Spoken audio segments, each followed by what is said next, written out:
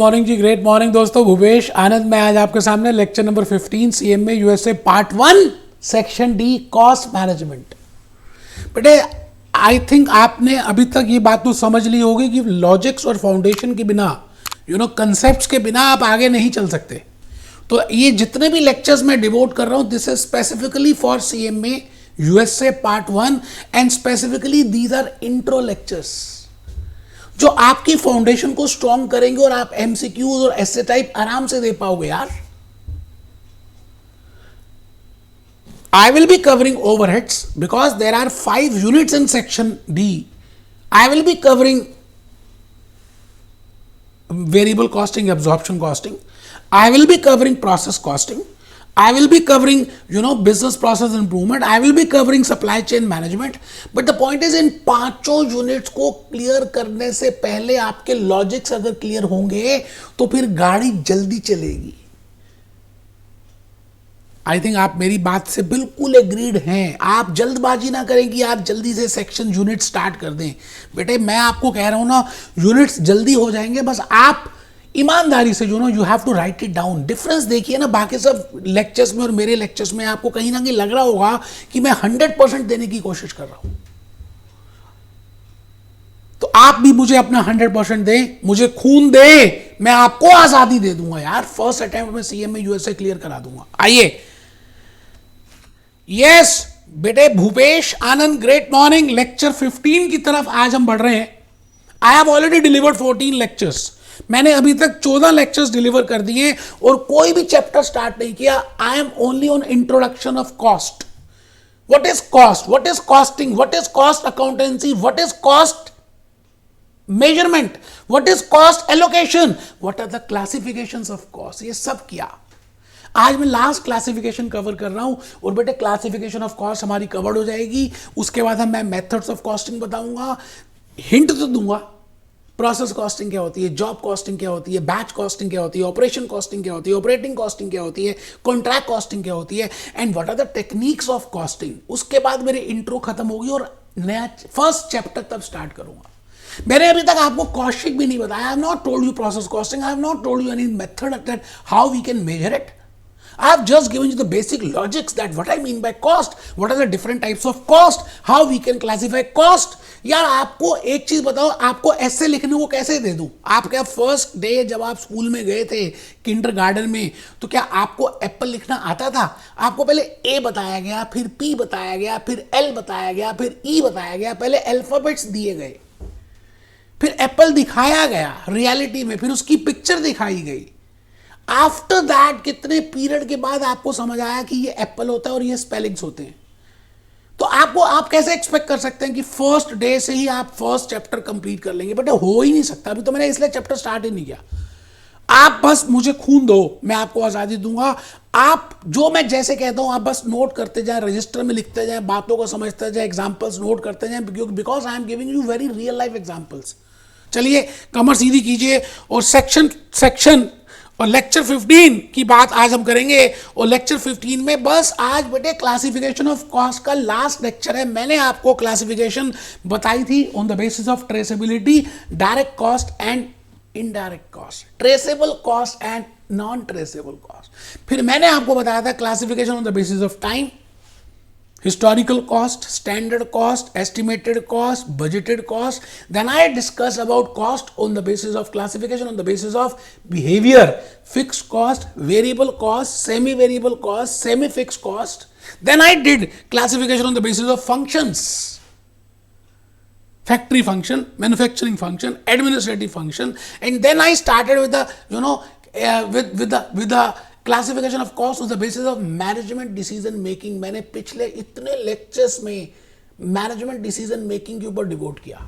And then I started with this classification. Today I will be discussing with association with the product. बेटे आप बस मुझे रोकना मत, मेरी बातों को ध्यान से सुनना, बड़ी गहराई छुपी है, ज्ञान छुपा है। आप बस आप कुछ मत बोलना, खाली मेरी बात को सुनना। बिकॉज मूवी में लिखा गया प्रोड्यूस्ड बाय, कास्टिंग खत्म हो गई बेटे। किसी भी मूवी को देखने जाओ तो लिखा होता है ना प्रोड्यूस्ड बाय बी आर चोपड़ा, फिर आप बिल्कुल सीरियस होकर बैठ जाते हो।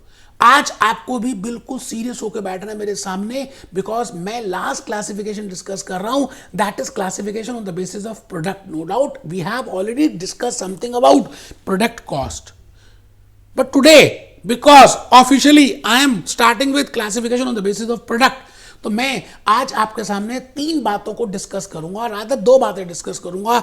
One is product cost, second is cost centre. I have already discuss product cost, तो मैं वो नहीं बताऊंगा. कॉस्ट सेंटर क्या होता है, कॉस्ट ऑब्जेक्ट क्या होता है. जैसे आपका लाइफ में एक ऑब्जेक्ट है कि मुझे ये चाहिए, मुझे गाड़ी चाहिए, मुझे बंगला चाहिए, मुझे गाड़ी में बैठने वाली चाहिए, मुझे घूमना है, मुझे ऐसे ऐसे. It means you have a object, you have a dream, you have a you have a centre. Similarly, we have a cost object, we have a cost center, and then how that cost center cost will be expressed, उसको बोलते हैं cost unit. सब कुछ discuss करेंगे. आप बस अपना register open करें और लिखें classification of cost on the basis of product. Classification of cost on the basis of product. तो मैंने लिखा जी product cost, cost centre, cost object, cost unit. अच्छा जी, अब मैं आपसे एक बात पूछता हूं कि क्या आपको अपने ऊपर विश्वास है या नहीं, क्योंकि आपका जो अंदर का थॉट है ना, उसी से सब कुछ होने वाला है. पूरी कायनात बदल सकती है अगर आप अपने ऊपर विश्वास करें कि यू कैन डू दिस. अब है क्या कि सब कह रहे हैं आप कर सकते हो, लेकिन आपको लगता है अंदर से कि आप नहीं कर सकते, तो भगवान कहते हैं तथास्तु तू नहीं कर सकता. बट सब कहते हैं नहीं कर सकते, और आपको अंदर से लगता है कि आप कर सकते हो, तो भगवान कहता है तथास्तु तू कर सकता है. It means it is very important that how you believe in yourself. जब आप छोटे से बच्चे थे ना, अपने ऊपर बड़ा बिलीव रखते थे, नई नई चीजें करते थे, नई नई बातें करते थे, ट्राई करते थे. पता नहीं क्या होता जा रहा है, जैसे जैसे बड़े होते जा रहे हो क्या होता जा रहा है बेटे. हिम्मत करनी है, लिखना है, चालाकी नहीं करनी. चलो जल्दी से रजिस्टर पे लिखो कॉस्ट ऑब्जेक्ट और कॉस्ट सेंटर. मैं आज आपसे एक बात पूछूंगा, अपनों से अपनी सी बात. बेटे अभी तक हमने जो भी क्लासिफिकेशंस की कॉस्ट की बात की, जो भी उससे पहले मैंने कॉस्टिंग की बातें की, मैं आपको ये कहीं ना कहीं ये बताना चाहता था what is the objective of cost. कि भाई हाँ, we want to accumulate the cost, we want to firstly calculate the cost. हम पहले कॉस्ट को कैलकुलेट करना चाहते हैं. I think the prime objective of cost accounting is, the cost management is that I want to accumulate, I want to estimate, I want to collect, I want to find out how much is the cost for producing this. इस tie को बनाने में कितनी cost लगी, mic को बनाने में कितनी कॉस्ट लगी, क्या खर्चा. बेटा ये जो कॉस्ट है आप जो कैलकुलेट कर रहे हैं, it can be calculated for different point of view. आप अलग अलग थॉट्स के बेसिस में कैलकुलेट कर सकते हैं. वही उसी का नाम है कॉस्ट सेंटर और कॉस्ट ऑब्जेक्ट. सपोज करते हैं एक बड़ी सी कंपनी कोका कोला, उसके अलग अलग प्लांट्स हैं, इंडिया में अलग है, पाकिस्तान में अलग है, ऑस्ट्रेलिया में अलग है. They can calculate the cost for India, they can calculate the cost for Coca Cola plant in Pakistan, they can calculate the cost for Coca Cola in Australia. And within India, they have different divisions, geographical divisions है. Eastern India है, Northern India है, Western India है, Southern India है.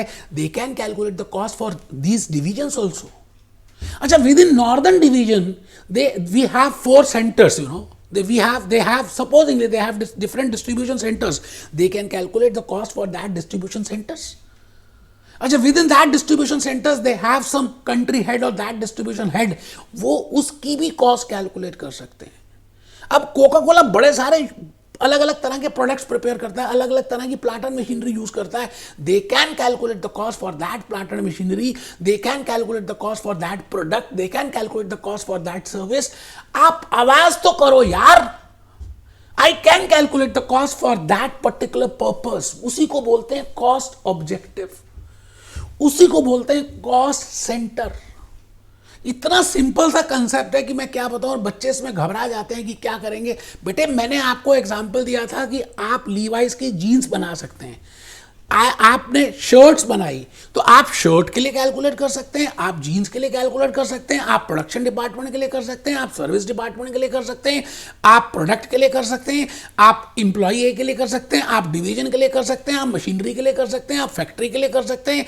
आप बेटे आप आवाज करो. आई can calculate the cost for any term, any objective. आप जिसको माइंड में रखकर कॉस्ट कैलकुलेट करते हो उसी को कहते हैं कॉस्ट सेंटर और कॉस्ट ऑब्जेक्ट, बिकॉज आपका वो ऑब्जेक्ट है उस कॉस्ट को कैलकुलेट करना, ठीक है ना। तो फर्स्ट पॉइंट लिखिए जी, कॉस्ट ऑब्जेक्ट कॉस्ट सेंटर सभी ने लिखना है, समझदारी नहीं दिखानी, चालाकी नहीं दिखानी।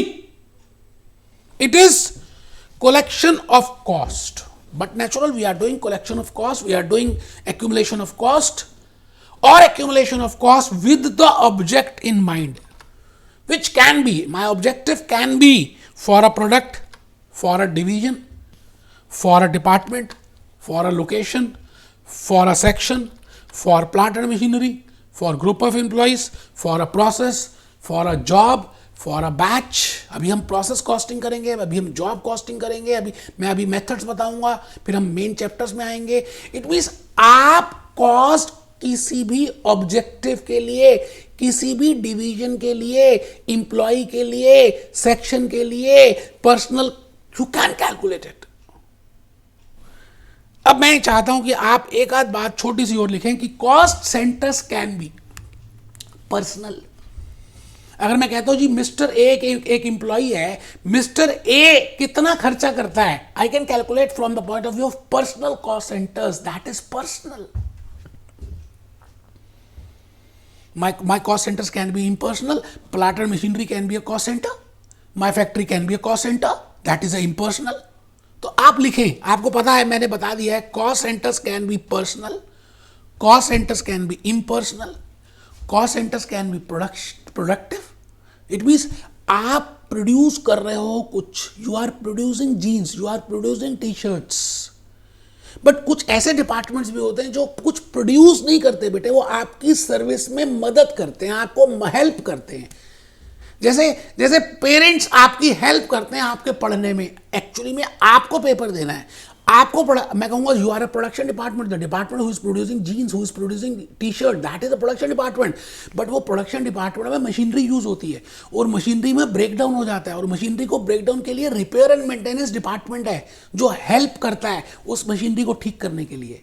वेयर हाउस डिपार्टमेंट है, बिकॉज आप जो मटेरियल है वहां पे स्टोर करते हो, फिनिश गुड्स को स्टोर करते हो। It means those departments which are helping the production departments, जो सहायक होते हैं, जो डायरेक्टली नहीं काम करते, जो दूसरों की मदद करते हैं, उनको सर्विस डिपार्टमेंट्स बोलते हैं। मैं ओवरहेड्स में डिस्कस करूंगा। मैं आपसे आज कुछ और कहना चाहता हूं मेरे दोस्त। आइए मैं चाहता हूं कि एक छोटी सी बात मेरी लिखिए।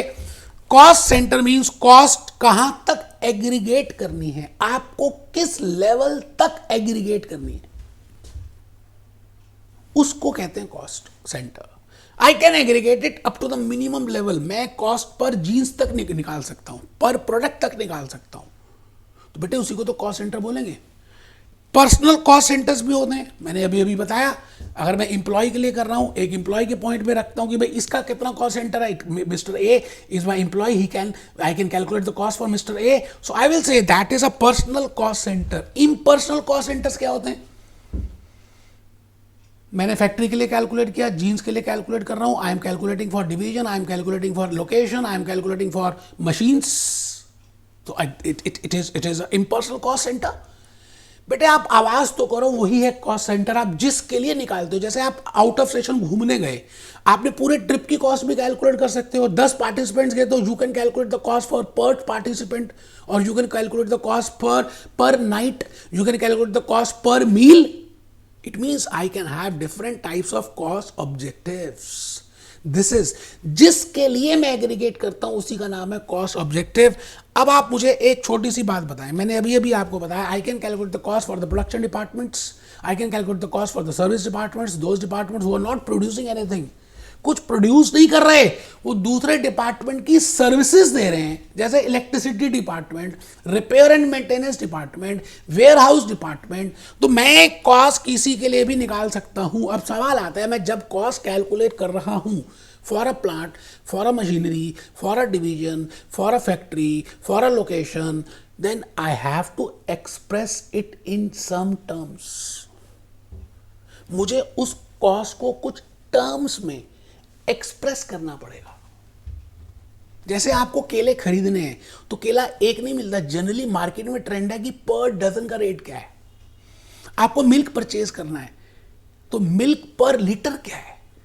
आपको झुमरी तलैया जाना है दिल्ली से तो आप देखेंगे how much is the cost पर पैसेंजर किलोमीटर, कितना किलोमीटर दूर है दिल्ली से झुमरी तलैया। आई थिंक आप मेरी बात समझ रहे हैं। बेटे कॉस्ट कैलकुलेट तो कर दी, बट वो कॉस्ट आई है टोटल कॉस्ट से एज सच इसकी कोई इंपॉर्टेंस नहीं है, इसकी कोई रेलेवेंस नहीं है यार।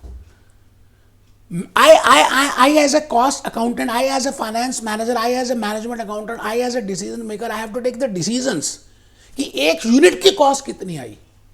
भाई टोटल कॉस्ट 5 लाख रुपए आई, 5 lakh dollars I, 5 lakh pounds I. It does not have any importance और रेलेवेंस जब तक मैं उसको और रिफाइन नहीं करूंगा, और उस रिफाइनमेंट को बोलते हैं कॉस्ट यूनिट। क्योंकि जो आपने कॉस्ट कैलकुलेट की है, जो आपने कॉस्ट टोटल की है, जो आपने कॉस्ट एक्यूमुलेट की है, it has to be expressed in some form.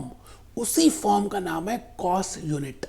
तो लिखेंगे it is a form of measurement of volume of production और service. It is a form of measurement of, it is a form of measurement of volume of production or service.